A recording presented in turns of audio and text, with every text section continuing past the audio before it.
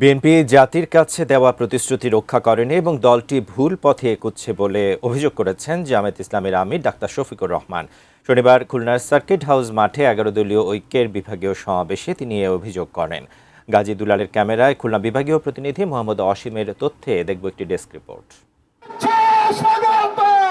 গণভোটের রায় বাস্তবায়ন, জনদুর্ভোগ লাঘব ও দ্রব্যমূল্য নিয়ন্ত্রণের দাবিতে 11 দলীয় ঐক্যের খুলনা বিভাগীয় সমাবেশ উপলক্ষে নগরীর সার্কিট হাউস মাঠ কানায় কানায় পূর্ণ ছিল জামায়াত নেতাকর্মীদের পদচারণায়। জামায়াত আমির বলেন, গণভোটের রায়কে বাস্তবায়ন না করায় এই সরকার জনগণের সরকার নয়, এই সরকার কর্তৃত্ববাদী ফ্যাসিবাদের দিকে ধাবিত হয়েছে।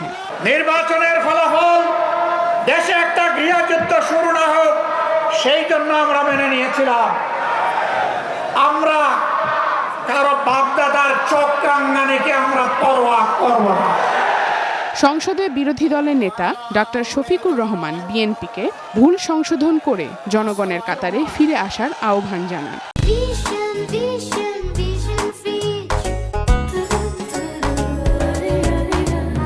বিএনপি জাতির সাথে দেওয়া কথা রাখে নাই।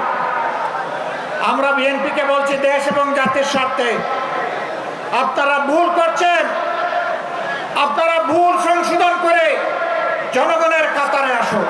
খেলাফত মজলিস নেতা মামুনুল হক বলেন, দেশের জনগণের ভোটাধিকার নিয়ে খেলার চেষ্টা করলে বিএনপি সরকারের পরিণতি ভালো হবে না।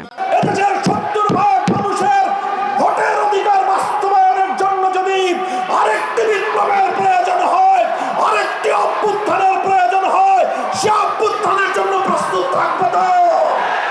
একটি জাতিকে ধ্বংস করার জন্য তার ধর্মকে ধ্বংস করা প্রয়োজন, যা সুপরিকল্পিতভাবে করা হচ্ছে বলে মন্তব্য করেন এলডিপি সভাপতি অলি আহমেদ। ভারত প্রতিবেশী দেশ হিসেবে অত্যন্ত সুপরিকল্পিতভাবে নীতি, নৈতিকতা এবং সুশাসন ধ্বংস করে দিয়েছে। এদিকে বাগেরহাট থেকে সমাবেশে আসার পথে নেতাকর্মীদের ওপর হামলার অভিযোগ করেছেন জামায়াতের সেক্রেটারি জেনারেল মিয়া গোলাম পরোয়ার। আজকে ঐতিহাসিক সেই বক্তব্য প্রদান। Sharjana Ananya, desk report, ATN news.